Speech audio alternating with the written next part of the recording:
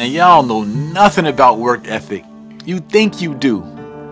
Actually, my mom created this monster. My mom's hustle was so crazy. My mom used to babysit, sell weed on the side, have a paper route, and do all types of whatever she had to do to make it happen for our family.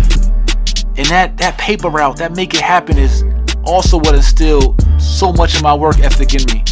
And I remember, you know, my sister and I, she probably was about 9 and I'm 4 years older than her, so I was 13. And my mom literally had a newspaper route. That's how we made money. That was like the family business, was a newspaper route. So we got welfare, we got, you know, these other government assistance and government programs, but to make some cash on the side, we got tips from slinging newspapers. Like literally my mom would get up 4 or 5 in the morning and bring back bundles of newspapers and wake us up out of our sleep at 9 and 10 and 11 and 12 years old and make us fold and rubber band newspapers. Or if it was raining or snowing, we had to fold them in thirds and then stuff them in baggies. And like, that's when I first started bagging up. It was a newspaper route in my house. And she would have my little sister there who was like crying and basically didn't even want to be up at 4 or 5, bagging up newspapers. I remember one time my mom made us, my sister and I, go out and, you know, I'm talking about like 12, 13, like a foot, 2 feet of snow, dragging through the snow, tons of newspapers, big Sunday newspapers, at like 5 in the morning. I'm talking about hands freezing, feet freezing. I'm talking about a 10, 11, 12-year-old. And we're throwing big old newspapers on people's porches, collecting tips, going through a complex. I'm talking about hundreds of units, hundreds of papers, folding, bagging, slinging. And not only that, soon we got back to the house, wasn't no sleep. We had to get ready for church and go through church the whole day. And I thought it was hell. I thought my mom was like abusive for doing such.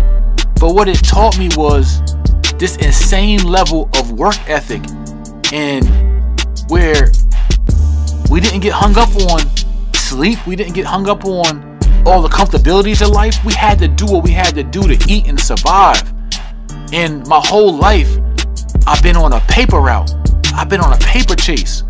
No matter what the product was, no matter what the baggies were, no matter what it was I was slinging to customers, I always was willing to go the extra mile and go above and beyond the competition to become successful. Like, this is just my real life. So while other kids, you know, were getting money for cleaning a bathroom and getting allowances, I never got an allowance my whole life. Cleaning a bathroom and taking out the garbage was your duty, and if you didn't do it, you got smacked upside the head. So my life experiences made me tougher. They made me stronger. They made me understand that even as a young king growing up, I had grown king responsibilities. I had grown man responsibilities. And it wasn't no excuses. It was just results. My mom didn't care about you being tired, about you crying, about it snowing outside. We had to get it done. Our family had to eat. And so on my paper route, on my mom's paper route, which we use to help provide for the family, one of the most, I don't know what you call that kind of job. I don't want to say menial, but blue collar, elementary kind of jobs. This was my family's business. This is what we did to eat, to survive, to put a little bit of hamburger helper on the stove.